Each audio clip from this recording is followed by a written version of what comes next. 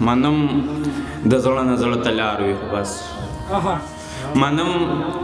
د زړه نه زړه ته لار وي خو بس د خدای په کړو فیصلو کې به مونږ څه ووایو خو یو ګیله مې هم د خپل یاره ډېره کېږي کلونو شو چې مین یم په دغه ښکلي کلونو شو چې په دغه کوڅه ځم راځمه کلونو شو چې مین یم په دغه ښکلي کلونو شو چې په دغه کوڅه ځم راځمه کله یې ووینم او کله بېنوا راشمه راپسې خلک کله خاندي په ژړا راشمه کله خیران راته راګوري په خندا راشمه کله ناکله خو یې ووینم نور هم خفه شم ځکه چې ډېر په غريو نیولې نظر لږ وګوري د زړه په زخم راله بیا د مالګې چمبوره کې بیا مې په یو دوه کیاریان کې دا خبره وکړم یا خو معیار د بې وفا او بې وفا سړی دی یا خو معیار د بې وفا او بې وفا سړی دی یا خو زما د عشق چنچڼې له چغار نه ورځي ورځم مننه یا خو معیار د بې وفا او بې وفا سړی دی یا خو زما د عشق چنچڼې له چغار نه ورځي ورځم د خپلې شک چنچڼې ته خبرې ښایم داسې خبرې چې په کاڼي زړه کې لارې کوي مننه ورځم د خپلې شک چنچڼې ته خبرې ښایم داسې خبرې چې په کاڼي زړه کې لارې کوي داسې خبرې چې سړي ته محبت ورښایي داسې خبرې چې د ذهن نه تیارې لر کوي ایله به یار نه مې سړی جوړ شي او یار به یې شم کو انکاري نه شو نو سم د غاړې خار به یې شم مننه ایله به یار نه مې سړی جوړ شي او یار به یې شم کو انکاري نه شو نو سم د غاړې خار به یې شم بیا به ورښایم دې خلکو ته ریښتونې مینه بیا چې څوک هم مینه کوي زما په لار به درومي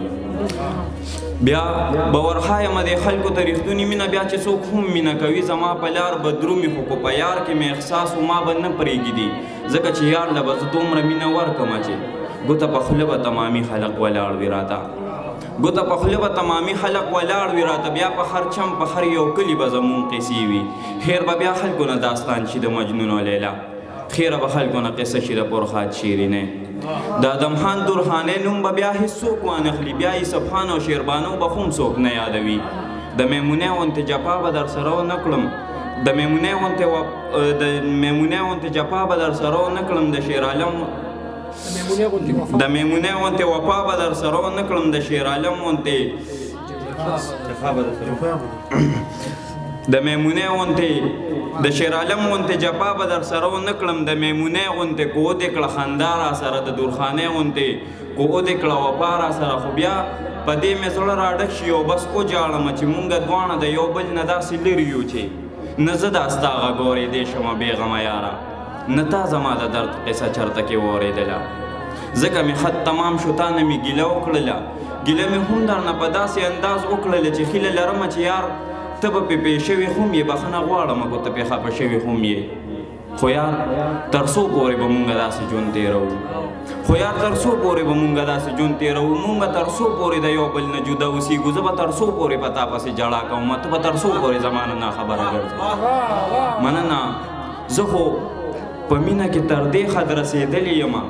چې اکثر ناس یم تنهایۍ کې او ژړا کومه چې ناګهانه په ما داسې یو سړی راپېښ شي چې ما ته وایي هر وخت دا ته ولې ژاړئ ولې په ځان پسې د ټول چم لوی واړه خندوي ولې په ویرو ژړاګانو باندې هر وخت سر یې دغې سړي ته په ژړا کې ووایم زما په دې حال باندې هم زما یار نه رحمېږي بیا مې ګیله د خپل تقدیر او د قسمت وشي زما قسمت کې جوړې نشته د وفا ډک یاران مننه بیا مې ګیله د خپل تقدیر او د قسمت وشي زما قسمت کې جوړې نشته د وفا ډک یاران زما تقدیر کې جوړې لیک د وفا ټکي نشته زه به تر څو پورې په داسې ژړاګانو سر یم خدایه راولې په یار کې د وفا څو نښې چې دا ګیلې معنی د یار نه نورې نه کوم مننه